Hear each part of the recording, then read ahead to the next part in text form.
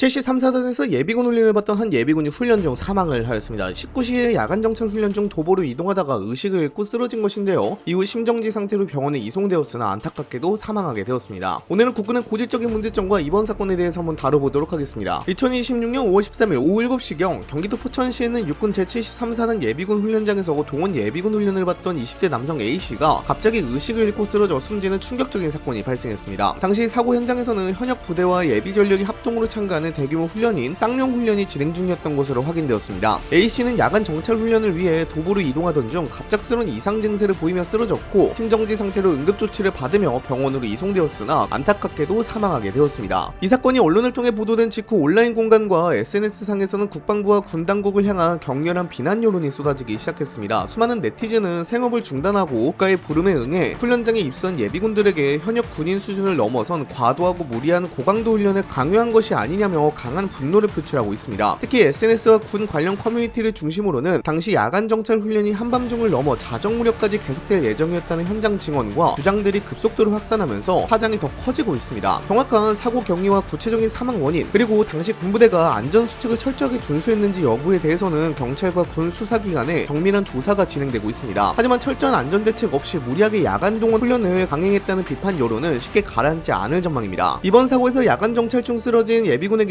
즉각적인 응급처치가 제대로 이루어졌는지, 그리고 현장에 구급차나 전문 의료진이 대기하고 있었는지는 현재 여론의 뜨거운 쟁점 중 하나입니다. 대다수 현역 부대와 비교했을 때 예비군 훈련장의 상시 의료 인프라는 상상 이상으로 매우 열악한 수준에 머물러 있습니다. 평소에 상주하는 의료 군의관이나 의무병의 숫자가 턱없이 부족한 것은 물론이고 기본적인 응급 의료 장비조차 갖춰지지 않은 곳이 허다합니다. 현역 부대와 예비 전력이 합동으로 참가하는 대규모 쌍용 훈련을 진행하면서 고강도 야외 기동 훈련을 시행했다면 당연히 현장에는 급박한 상황에 대처할 수 있는 전문 구급 요원과 이동식 자동 심장 충격기 같은 필수 장비가 밀착 동행했어야 합니다. 심정지 환자가 발생했을 때 생사를 가르는 초기 골든타임을 확보할 수 있는 안전 인프라가 훈련 현장에 즉각적으로 작동했는지에 대해 수많은 의문이 제기되고 있습니다. 전방의 상비 사단들에 비해 상대적으로 낙후되고 소외된 예비군 훈련장의 만연한 안전 불감증이 이번 비극을 불러온 것 아니냐는 비판이 거세지는 이유입니다. 제대로 된 보상도 받지 못한 채 생업을 제쳐두고 국가를 위해 입수한 예비군들이 최소한의 생명 안전선조차 보장받지 못하는 열악한 환경에서 훈련받아야만 하는 현실에 많은 사람들이 깊은 분노와 슬픔을 나타내고 있습니다. 73사단은 전군 최초로 완전 예비군 대대를 시범으로 운영하는 부대였는데요. 현역으로 굴릴 병력 자체가 부족하다 보니까 완전 예비군 대대를 운영하게끔 한 것입니다. 그리고 정부에서는 몇 년 전부터 예비군 정예화에 상당한 노력을 가하고 있는데요. 이것도 역시 군병력 자체가 부족하다 보니까 예비군 정예화에 온님을 쏟고 있는 것입니다. 근데 문제는 현재 군에서 간과하고 있는 것이 예비군 정예화를 위해 훈련을 강화했지만 정작 예비군들에게 돌아가는 보상은 미미하다는 점입니다. 예비군 훈련의 강도는 이전보다 더 강해졌습니다. 하지만 예비군 훈련비는 동원훈련 1형 참가자는 95,000원을 받고요. 동원훈련 2형은 5만원을 받게 됩니다. 생업을 다 포기하고 온 곳인데 보상이 미미하다는 지적이 있죠. 무엇보다도 예비군은 현역이 아닙니다. 현역은 그래도 계속해서 훈련을 하면서 어느 정도 강도 높은 훈련을 하는데 준비가 된 상태입니다. 하지만 예비군은 생업에 종사하다가 온 사람들입니다. 이렇다 보니까 지병이 있을 수도 있고요. 체력이 많이 떨어진 상태일 수도 있습니다. 무엇보다도 이 예비군들은 20대 초반에 팔팔한 젊은 사람들이 아닙니다. 그런데 전부 다 같은 대상으로 보고 훈련을 해버리니 이러한 사고가 발생하는 것입니다. 결국 이런 일이 발생한 주요한 원인은 군 병력 부족이 있을 겁니다. 앞으로 15년 뒤 인구 부족 문제로 인해서 우리 국군은 27만 명으로 급감할 것으로 국방부가 내다봤습니다. 북한군 113만 명의 4분의 1에도 못 미칠 것이라고 국방부가 전망했죠. 병력 규모는 더 급감할 것으로 보이는데요. 전체 병사 규모가 2030년에 29만 명, 2035년에는 26만 명, 2040년에는 15만 명으로 줄어들 것으로 예상된다고 합니다. 이 추정치는 여성 징병제나 다른 제도의 전환 없이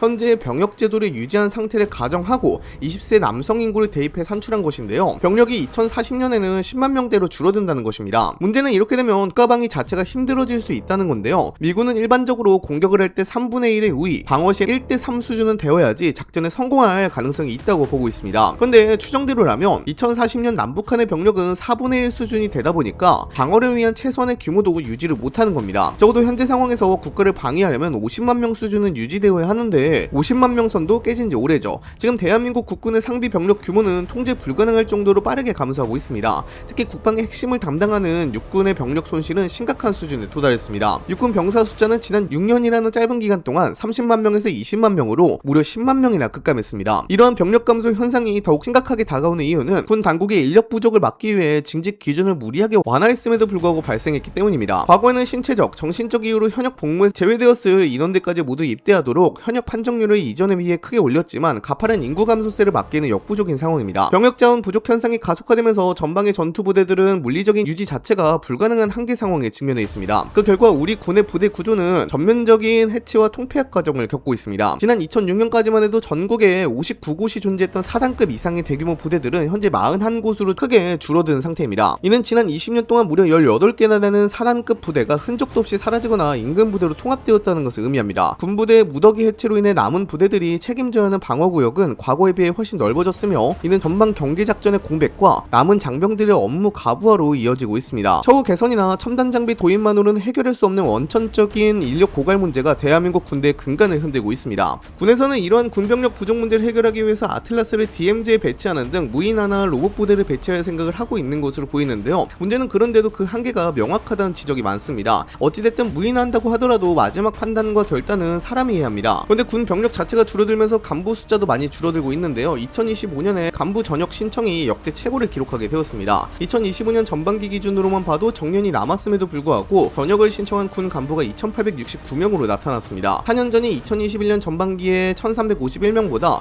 2.1배로 늘어난 것입니다. 희망 전역 신청 간부 수도 늘어나고 있는데 2021년에 1351명, 2022년에 1694명, 2023년에 2212명, 2024년에 2723명, 2025년에 2869명으로 매년 증가 추세죠. 현재 군 내부에서 벌어지고 있는 인력 유출 현상 중 가장 심각한 부분은 일선 부대를 이끌어갈 젊은 간부들이 군대를 떠나고 있다는 사실입니다. 올해 군에 전역을 신청한 희망 전역 인원은 2869명에 달하고 있습니다. 그런데 이 수치 중에서 약 86%에 해당하는 2460명이 하사나 중사 같은 부사관과 소위, 중위, 대위 계급의 위관급 장교들로 확인되었습니다. 군을 탈출하는 인원의 대부분이 초급 간부층에 집중된 상황입니다. 이들은 야전 부대에서 병사들과 가장 가까이 호흡하며 직접 지휘하고 부대의 실질적인 행정과 운영을 도맡아 처리하는 핵심 인력들입니다. 이러한 초급 간부와 중견 간부 계층이 대거 군을 이탈하면서 군 조직의 허리가 완전히 무너지기 시작했다는 우려와 지적이 국방 전문가들 사이에서 끊임없이 나오고 있습니다. 이렇게 군 간부들이 대규모로 이탈하는 핵심 원인으로는 급격히 추락한 군의 위상 문제와 함께 터무니없이 낮은 처우에 대한 깊은 불만 때문이라는 해석이 지배적입니다. 최근 몇 년 동안 병사들의 월급이나 복무 여건은 사회적 관심 속에 크게 개선되었지만 최일선에서 책임을 지는 초급 간부들의 급여와 수당, 주거 환경은 전혀 개선되지 않았습니다. 병사들과 비교해 복무 기간은 훨씬 길고 책임져야 할 업무는